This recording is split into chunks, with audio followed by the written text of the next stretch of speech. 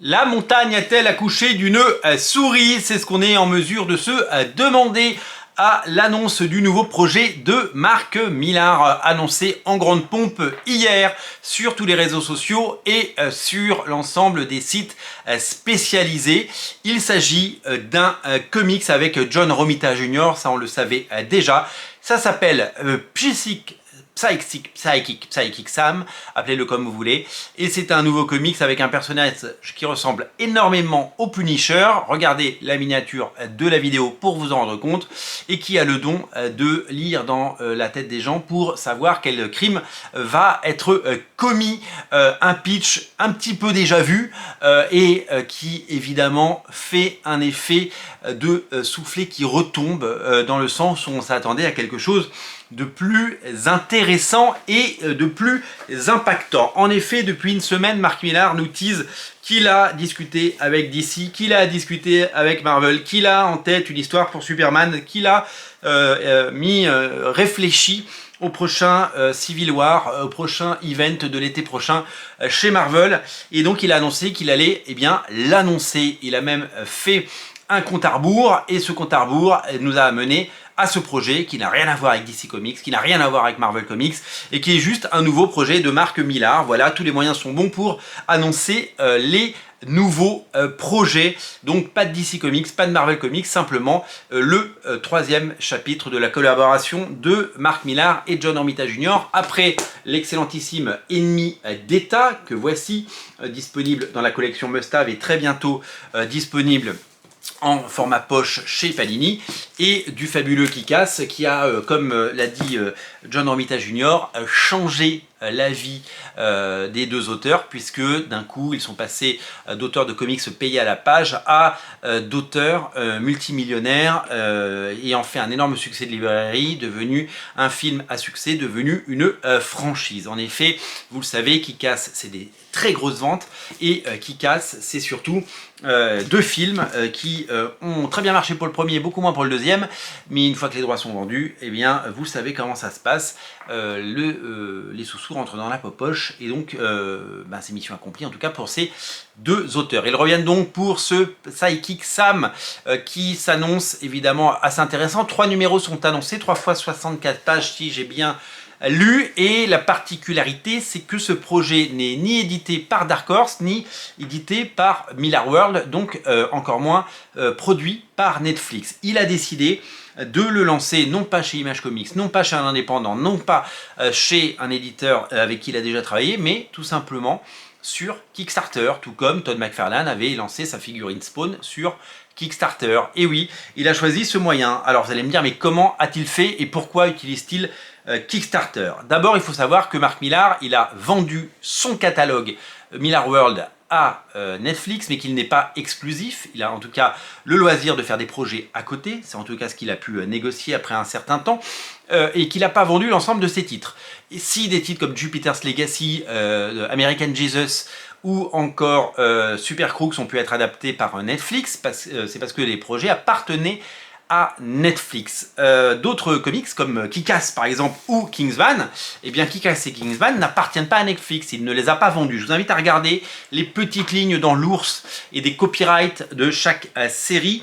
En gros, les séries comme Jupiter's Legacy, les séries comme Empress, les séries comme Magic Order appartiennent aujourd'hui à Netflix. Les séries Kick-Ass, donc Hit Girl et donc Kingsman appartiennent à Marc Millar et à Matthew Vaughn. Donc ils ont créé une société pour porter ces séries, et donc c'est eux qui ont ces séries et c'est eux qui les portent. Donc c'est assez étonnant de voir que ils ont gardé leurs droits, et il a donc le loisir de faire des projets à côté.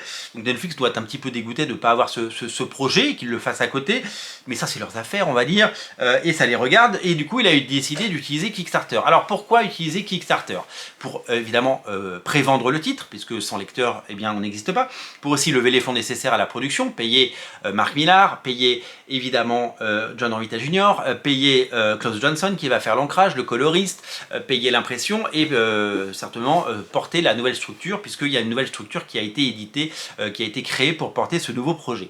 Donc c'est un projet qui lui appartient, donc il reprend un petit peu son indépendance avec ce projet. Et vous allez me dire, mais pourquoi il s'emmerde à faire un Kickstarter alors qu'il aurait pu très bien vendre le projet chez Image Comics, toucher une avance, il aurait très bien pu eh bien, le financer lui-même, puisqu'il est quand même multimillionnaire. Non, il a décidé de le passer sur Kickstarter. Eh bien, la raison, elle est très simple. La raison, elle est très simple. Aujourd'hui, il faut comprendre que le marché des comics, il est totalement sinistré. Il est totalement sinistré. Les boutiques de comics, il n'y en a plus tant que ça aux États-Unis. Et moi, j'ai notamment, lors de mon voyage aux États-Unis la semaine dernière, pu constater que dans une boutique dans laquelle j'étais allé, il y avait énormément d'indépendants l'année dernière, et là, il n'y en avait quasiment plus. La crise de Diamond a fait très très mal à tous les indépendants. Et aujourd'hui, sortir un titre en indépendant, c'est risquer de vendre très peu. C'est pour ça que Joe Benitez lance son Lady Mechanica dans un premier temps sur Kickstarter. C'est pour ça que Rob Liefeld vend ses nouvelles séries Youngblood et Last Blood sur sa chaîne Whatnot. Les auteurs indépendants cherchent des solutions pour exister et pour pouvoir vivre de leur travail. Voilà pourquoi il a lancé un Kickstarter, parce que s'il lançait un nouveau titre eh bien, sur le circuit traditionnel, il en vendrait combien?